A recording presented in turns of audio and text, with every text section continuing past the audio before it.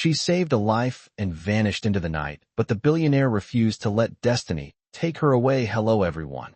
Before we begin today's video, I need your help. We have noticed that the channel has been losing traction lately, and subscribing is one of the best ways you can support us. It is quick, free, and it truly allows us to continue bringing you meaningful, high-quality stories every week. Your support means everything to us. Let us keep this channel growing collectively. And before we dive in, where are you watching from? Drop your city or your country in the comments below. Thank you very much. Now, take a breath, lean back, and let us begin. That night on the deserted highway, a young night shift nurse held a stranger's life in her arms while flames rose behind them, and before anyone could learn her name, she disappeared into the darkness as if she never existed. But destiny, and the man she saved, refused to let her vanish. And now, let us return to our main character.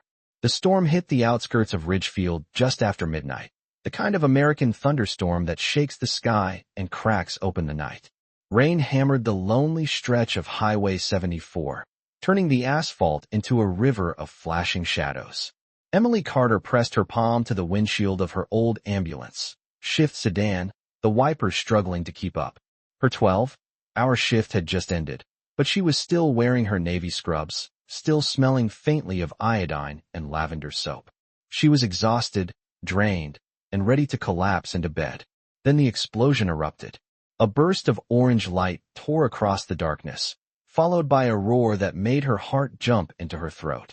Emily slammed her brakes. The tires screeched. The storm swallowed every sound for a moment until she saw it. A black luxury SUV had flipped onto its side, crumpled like a crushed can, flames licking its undercarriage. Sparks dripped into the puddles below. Smoke rolled into the sky. Emily threw her door open. "Is anybody there?" Her voice cracked, lost in the storm. A second explosion popped from under the hood. She ducked instinctively, then sprinted toward the wreck. Her shoes sank into mud, her scrubs drenched instantly, but she did not slow down. The world narrowed into one single mission. Someone was inside. She reached the shattered window first, shielding her face from the heat. Inside, slumped over the deployed airbag, was a man in a charcoal suit, unconscious, blood trailing from his hairline. "Sir, can you hear me?" she shouted over the rain. No response. His chest rose shallowly, uneven. Emily's pulse spiked. She wedged her arm through the broken glass. Careful but relentless. Heat scorched her forearm, but she pushed through, unbuckling his seatbelt with trembling fingers. The smell of gasoline hit her next, sharp, dangerous, warning her that the fire was growing. She braced her feet, hooked her arms beneath his, and pulled. He groaned faintly as his weight shifted. His hand brushed against her shoulder for a second, warm, heavy, searching for something he could not see. "It is all right. I have you," Emily whispered, though she had no idea if he could hear her. They tumbled onto the wet ground just as another flare of fire burst behind them. Emily used her body to shield his, rain pounding her spine, sparks landing around them like angry stars. For a moment, the man's eyes fluttered open. Faint brown eyes, unfocused, struggling to understand the world around him. He looked at her, directly, as if trying to memorize a face through a dream. Then his hand lifted, shaking, brushing her cheek. And he whispered, barely audible through the storm, "Do not leave." Emily swallowed hard. "I will not. Just hold on." Sirens finally wailed in the distance, growing louder, closer. She turned toward the sound, but when she looked back at him, something inside her twisted. Because she knew what came next. Police questions. Reporters. Cameras. Attention she absolutely could not afford right now, not with the troubles waiting for her back at Ridgefield General Hospital. She looked at the man once more, this stranger who clung to life in her arms, then slowly let his hand slip from hers. By the time the paramedics arrived, they found only one patient. The nurse who saved him had already vanished into the night. Morning came slowly over Ridgefield, gray and heavy, as if the storm had wrung the sky dry and left only exhaustion behind. Emily Carter stood at the small kitchen counter of her studio apartment, hands wrapped around a chipped ceramic mug that refused to warm her fingers. She had barely slept. Every time she closed her eyes, she saw flames. She saw the man's hand reaching for her. She heard the faint whisper, "Do not leave," echoing through the downpour. She told herself it was just the adrenaline. She told herself she would never see him again. It should have been a simple truth. Her phone buzzed. A message from Ridgefield General Hospital appeared on the cracked screen. Mandatory review meeting at noon. Attendance required. Emily exhaled slowly. She already knew what the meeting was about. 2 weeks ago, a senior nurse had accused her of abandoning a patient during a chaotic shift. The accusation was false, but the review board had not dismissed it. They wanted additional clarification. In other words, they wanted someone to blame for a backlog of mistakes that had nothing to do with her. She set the phone down, trying to steady her breathing. She could not afford to lose this job. Not now. Not with her mother's medical bills growing larger every month. Not with the rent increasing next quarter. Not when she had sacrificed so much to finish nursing school while working nights at the diner on Maple Street. The storm had soaked her clothes last night, but the storm inside her hospital record had been growing much longer. Emily walked to the small table near the window, where her mother's pill organizer sat next to a stack of insurance letters. She touched the edge of the top envelope. It felt heavier than paper. She imagined telling her mother she had lost her job. She imagined losing the apartment. She imagined everything she had held together finally collapsing. No one could know she was at that crash site. Not the hospital. Not the review board. Not the reporters. If the story became public, every detail of her life would be pulled apart. The accusation would be re-examined. People would question her professionalism, her judgment, her motives. They would wonder why a nurse who was being reviewed by the hospital was alone on the highway in the middle of the night. They would twist the truth until even she could not recognize it. Her hands shook slightly as she poured more coffee. She tried to stop thinking about the man she had pulled from the burning SUV, but his face would not leave her mind. The soft, blurred attempt at a smile. The way his fingers trembled against her cheek. The trust he offered her without even knowing. Her name. She whispered to herself. You did what you had to do. Now you move on. But her chest tightened, as if the lie hurt more than the truth. Moving on should have felt simple. Saving a life was what nurses did. It was supposed to be clean, professional, detached. Yet last night had not been detached. It had been raw and dangerous and full of something she could not name. Her phone buzzed again. This time it was the morning news. A headline scrolled across the screen. High speed crash critically injures prominent businessman. Survivor transported to St. Mary's Hospital. Emily froze. The article did not name him, but it showed a blurry photograph of the mangled SUV. Her heart pounded. She recognized the vehicle instantly. She remembered the polished watch on his wrist, the tailored suit, the toned build beneath the airbag and dust. This man was not just a stranger. He was someone important, someone wealthy, someone the world would search for answers about. A tremor moved through her. If they discovered that a nurse connected to an ongoing investigation had been the one who rescued him, everything would fall apart. She stepped away from the counter, placing her hand on the back of the couch to steady herself. The room felt smaller, as if the walls were inching closer. Emily whispered, "Please, just let this stay quiet." But the world did not listen.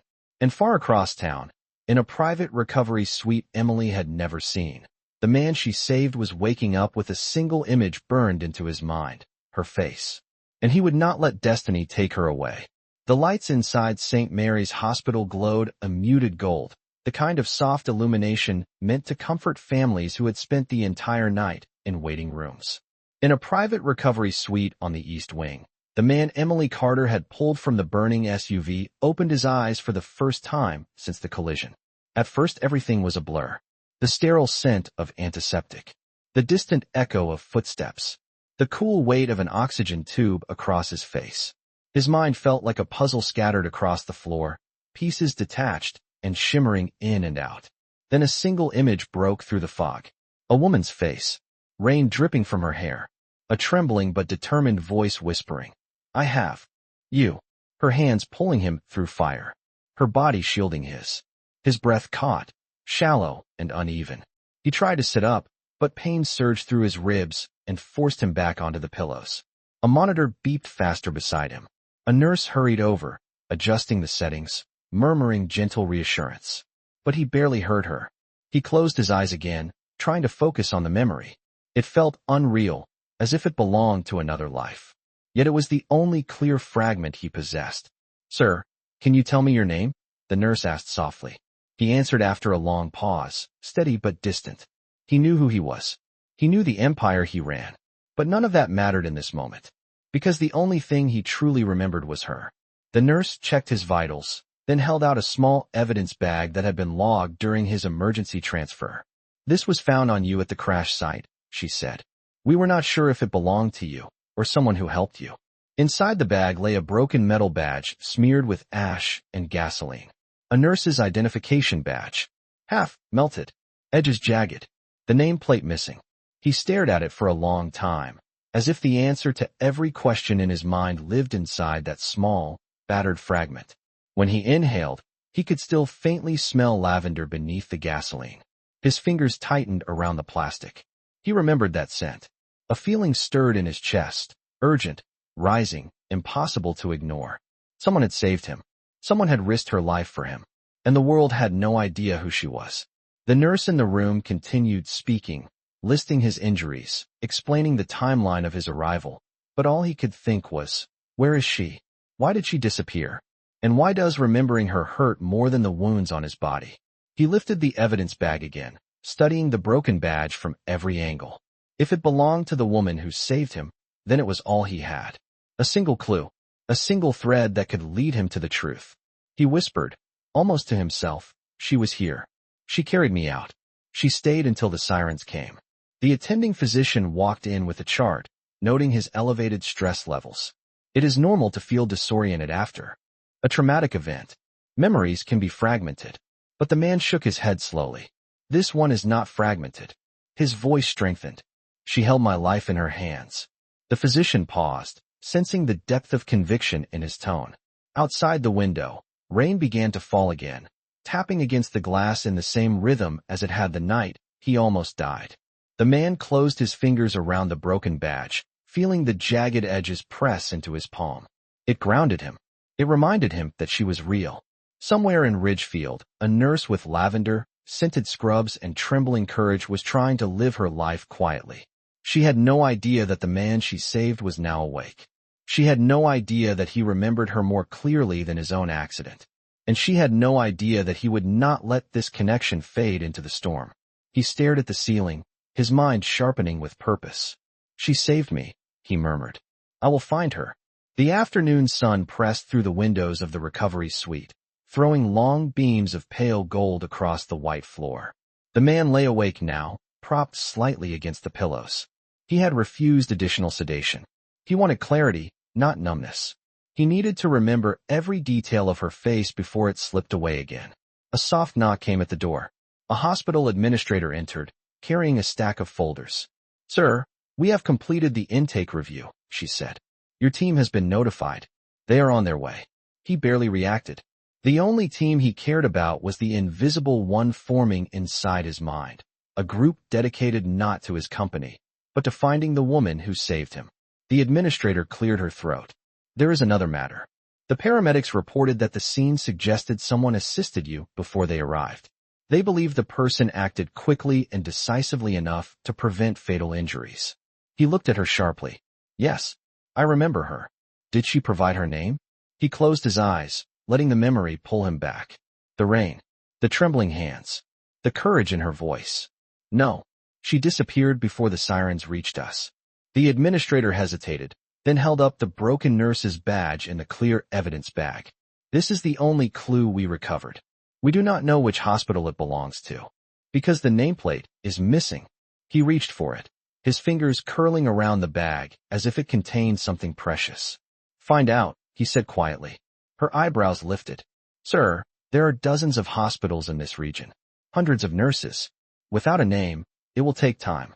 "It does not matter," he answered. "Begin immediately." The determination in his voice left no room for argument. When she left, he stared at the badge again, tracing its warped edges. He tried to imagine the moment it broke free. Had it caught on the crushed metal of the SUV? Had it fallen when she pulled him through the flames? The thought of her being so close to danger tightened something in his chest. He whispered, "Why did you run? What were you afraid of?" Meanwhile, across town, Emily Carter walked into the dim conference room at Ridgefield General Hospital. 3 supervisors sat behind a long table, their expressions unreadable. She took her seat, folding her hands tightly in her lap. "Miss Carter," one of them began, "your absence from your assigned station 2 weeks ago is still under review." Emily lifted her chin. "I did not abandon that patient. Another nurse redirected me because she needed help with a fall case. I reported it immediately." The supervisors exchanged glances. Her heart pounded. She could not afford for them to dig deeper into her movements. Not today. Not after last night. If anyone connected her to the highway accident, the scrutiny would crush her. Back at St. Mary's, the man struggled to stand for the first time. A physical therapist steadied him, but his mind was elsewhere. He kept replaying the same moment, her arms pulling him through fire, the rain falling against her face, the softness of her voice. He knew what he needed to do. When his executive team arrived, they expected updates about business operations. Instead, he greeted them with a single sentence that froze the room. "I need help finding someone." They looked at each other, unsure. He continued, "A woman, a nurse. She saved my life. I will not rest until I know who she is." His chief of staff blinked slowly. "Do you have a name?" "No, a description?" He shook his head. "Rain, smoke, a lavender scent. That is all." There was a long silence. Then he added, "And this." He held up the broken badge. It was enough. Within an hour, his security team began contacting hospitals across the state. They pulled traffic camera footage, emergency scanner logs, and reports from the fire department. His search was relentless and methodical, fueled by a sense of urgency he could not explain. Somewhere out there, she was moving through her day, unaware that the man she saved was awake, unaware that he remembered her more vividly than his own accident, unaware that he was building a search powerful enough to reach every corner of Ridgefield. He looked out the window at the fading sunlight. "She saved me," he whispered. "Now it is my turn." For the next 3 days, Ridgefield moved with a strange undercurrent of urgency. News outlets replayed footage of the mangled SUV, speculating about the mysterious first responder who had pulled the survivor from the flames. No one knew her identity. No one had seen her face clearly. But every reporter repeated the same detail. The man would not stop searching for her. Emily Carter tried to go about her routine as normally as possible, but nothing felt normal anymore.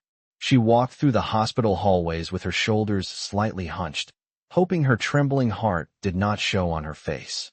Every time someone mentioned the crash, she felt heat rise in her cheeks. She kept her gaze forward, her voice steady, her movements quiet.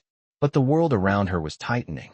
A group of nurses gathered near the vending machines, scrolling through updates on their phones. One of them whispered, "The survivor has hired private investigators. He believes a nurse saved him." Another added, "They say he is prepared to offer a reward large enough to change someone's life forever." Emily's stomach twisted. She turned away before they could notice her reaction. She could not be discovered. She needed to stay invisible. She had too much at stake, too much to lose. Yet at the same time, her mind kept drifting toward the memory of him, the way he had looked at her through the rain, as if she had been the only thing anchoring him to the world. It felt wrong to think about him when she was trying so hard to stay hidden, but the memory lingered like a soft echo she could not push out. Across the city, the man stood in a dim surveillance room with his security chief. Screens were lined along the walls, each one displaying footage collected from gas stations, traffic lights, and roadside businesses near the crash site. Hours of clips played on loop. "We are narrowing it down," the chief said. "We found a silhouette of a woman stopping her vehicle minutes before your collision. The quality is poor, but the height and build match what you described." The man leaned closer to the screen. Even though the video was grainy, even though the image was nearly swallowed by the storm, something about the posture, a slight forward lean, the way she shielded her face from the wind, sparked recognition in him. It was her. He felt certain of it. He whispered, "We are getting closer." The chief nodded. "We will review every frame. We will find her." Meanwhile, Emily finished a late shift and stepped outside the hospital into the crisp evening air. She drew in a deep breath, relieved to finally be alone. The sun had dipped below the buildings, painting the sky in soft shades of violet and blue. But as she crossed the street toward the bus stop, she noticed something that stopped her cold. A black sedan was parked across the road, engine humming softly. The windows were tinted. She could not see who was inside. It might have been nothing. It might have been anyone. But the way it lingered, silent, unmoving, sent a ripple of unease through her. She wrapped her arms around herself and kept walking. Her bus arrived with a hiss of brakes, and she stepped on quickly. As it pulled away, she glanced back through the window. The sedan was still there, still watching. Her pulse quickened. Was it connected to him? Had someone traced her movements? Had she made a mistake by returning to the highway that morning to clear her mind? She closed her eyes, trying to steady her breathing. She reminded herself that many people drove black sedans. She reminded herself that she was just another tired nurse on a public bus. No one was looking for her. No one knew. But fear, once awakened, did not fade easily. Across town, the man sat in his hospital room, turning the broken nurse's badge over in his hands. He wondered if she was safe. He wondered if she knew that he remembered her. He wondered if she felt the same pull he did, the strange sense that their lives had collided for a reason that went beyond a single night of fire and rain. He whispered into the quiet, "Where are you?" And somewhere on a moving bus, staring out at the darkening city, Emily whispered the same question, but with fear rather than longing. What is happening to my life? Their worlds were tightening around them, the distance between them shrinking. But the moment of meeting was still just out of reach. By the end of the week, Ridgefield felt smaller than ever. The city carried a strange tension, as if everyone sensed that something was building beneath the surface. Emily Carter felt it even more than most. Every hallway at Ridgefield General seemed louder, every whisper sharper, every glance heavier. She kept telling herself she was being paranoid. She kept telling herself that the world did not revolve around her. But the truth pressed harder each day. Someone was searching for her. Someone powerful. Someone relentless. When she arrived for her morning shift, she passed the nurse's lounge where a local news reporter appeared on the television. The headline read, "Survivor of Fiery Highway Crash Continues Private Search for Unknown Rescuer." Images cycled through the broadcast. The fire. The wreckage. A blurred silhouette caught by a traffic camera. A small broken badge sealed in evidence plastic. The newscaster spoke with calm excitement. The man insists the rescuer was a nurse. Sources say he described her as gentle, steady under pressure, and essential to his survival. Emily stepped back as if the air had been punched from her lungs. Her throat tightened. She was the silhouette. She was the nurse he remembered. She hurried out of the lounge before anyone could connect her reaction to the broadcast. Her mind raced. She felt as if her feet no longer touched the ground. The world was shifting beneath her, carrying her in a direction she was not prepared for. Across the city, in a temporary command office arranged inside his recovery suite, the man stood over a digital map. His security team had pinned locations based on the fragmented clues. Gas station cameras, cell tower pings, traffic sensors, emergency dispatch timestamps. "We have narrowed the search radius to 3 miles around Ridgefield General Hospital," his chief said. He inhaled slowly. "Then she works there. It is the strongest possibility." His pulse steadied, but his heart accelerated. He imagined her walking through those hallways, tending to patients, unaware that someone she saved was trying to honor her bravery. He imagined her fear that night, the way her voice trembled even as her hands stayed steady. He closed his eyes. Find her without disturbing hospital operations. She deserves respect. The chief nodded. But the search was already stirring more attention than they intended. Hospitals had begun asking questions. Staff members whispered when security teams in suits walked through the corridors asking for access to badge records. They finally received a partial hit. A staff report flagged a missing nurse badge belonging to a member of Ridgefield General. It listed her name, Emily Carter. The man stared at the printout, his breath catching. The name felt familiar in a way he could not explain. He whispered it. Emily. He remembered the soft voice that urged him to stay awake. He remembered the trembling warmth of the hands that held him. He remembered the last whisper. I have you. He whispered again, Emily. Meanwhile, Emily prepared discharge paperwork for a patient, trying her best to steady her breathing. But her hands refused to stop shaking. She felt eyes on her. She felt the weight of something approaching, like a storm rolling over the horizon. When she stepped into the hallway, 2 men in dark suits passed by, speaking quietly. One held a clipboard. Emily caught a glimpse of the name at the top. Her name, her badge number, her photograph from the hospital database. Her legs nearly buckled. She turned away quickly and hurried toward the stairwell, her breath shallow and quick. Panic clawed at her chest. He had found her, or he was about to. She pressed her back to the cool wall of the stairwell, sliding down until she sat on the step. Her heart pounded so loudly it drowned out all other sounds. She whispered to herself, "What am I going to do?" Her secret was unraveling, her anonymity disappearing, and the man whose life she saved was now closer than ever. A truth was coming, one that neither of them could avoid. The deepest secrets are about to change everything. Subscribe now to catch the dramatic twist that is coming in the next chapter.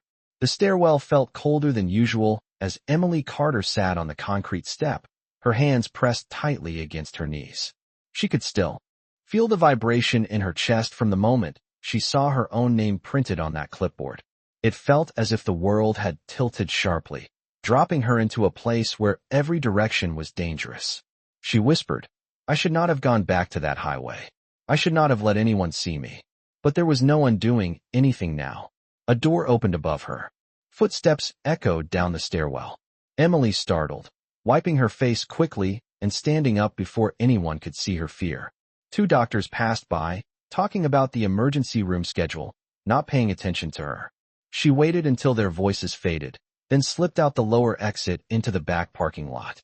The cool air brushed against her face, but it did nothing to ease the tremor in her ribs. She looked around carefully before crossing the lot. A black sedan drove slowly by the alleyway. She stopped breathing, but the vehicle continued on without turning toward her. She exhaled shakily and walked faster.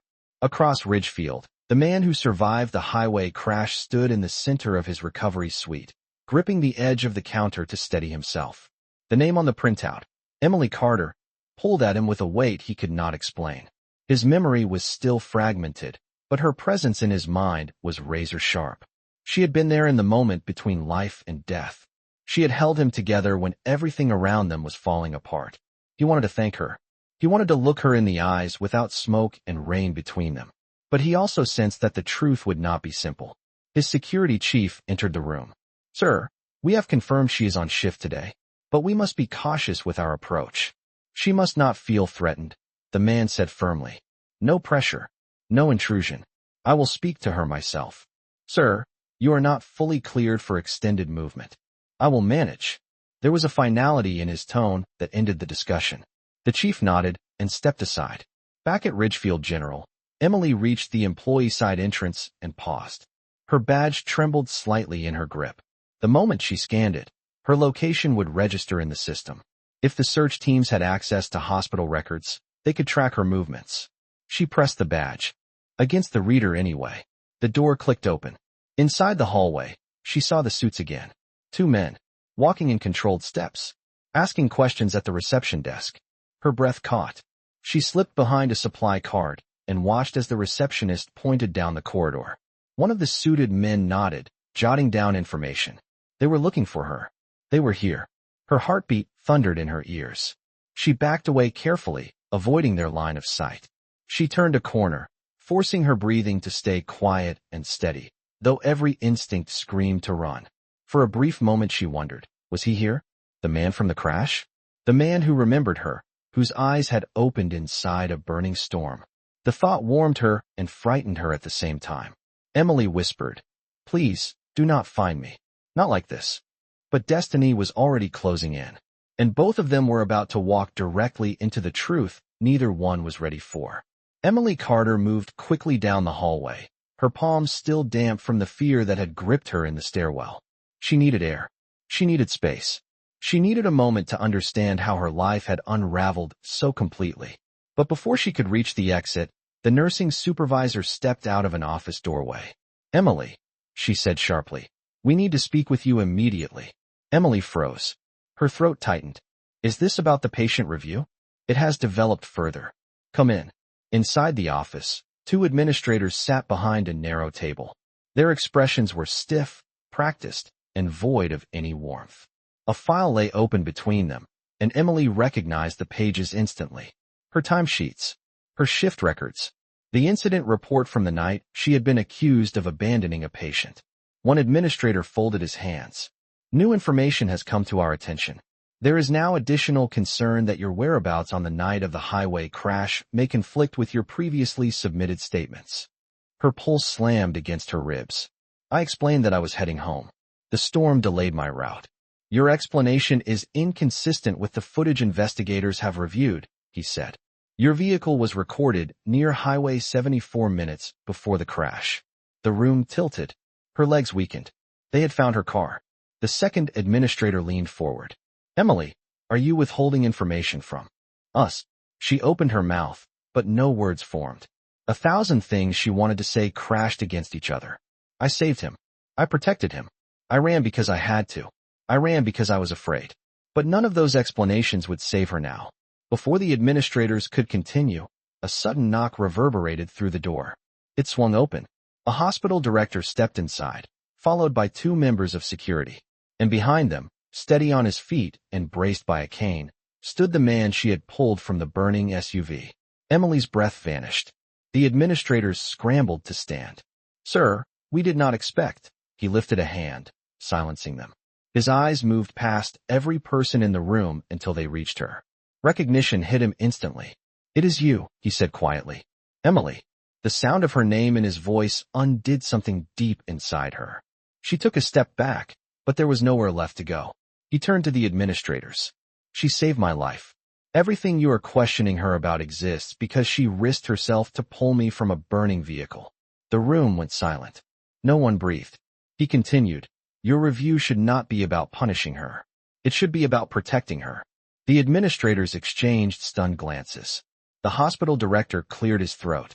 Sir, we had no confirmation. You have it now, he said firmly. He reached into his coat pocket and placed the broken, melted nurse badge on the table. This belonged to her. It was found fused to my jacket. She held me through fire. She kept me alive. And she left before anyone could thank her, because she feared this exact moment. Emily felt tears build in her eyes. Her secret was no longer a secret. Her fear no longer a shield. The director exhaled slowly. Miss Carter, the review is hereby closed. You acted with extraordinary bravery. Ridgefield General thanks you. The words washed over her, but her eyes stayed locked on his. He looked at her the way he had looked at her in the storm, as if their lives had already been bound together by something stronger than fate. The office fell silent after the man's declaration. Emily Carter stood frozen, her breath caught somewhere between fear and disbelief. She had imagined many outcomes to this moment, but none of them involved him. Standing in the doorway, steady and certain, defending her as if he had known her far longer than a single night. He stepped closer, leaning slightly on his cane. Emily, he said softly, you do not need to run anymore. She shook her head, overwhelmed. You do not understand. I did not want attention. I did not want trouble. I just wanted to help you and go home. I know, he replied. And that is exactly why I needed to find you. The administrators quietly excused themselves, leaving the 2 of them alone in the quiet room.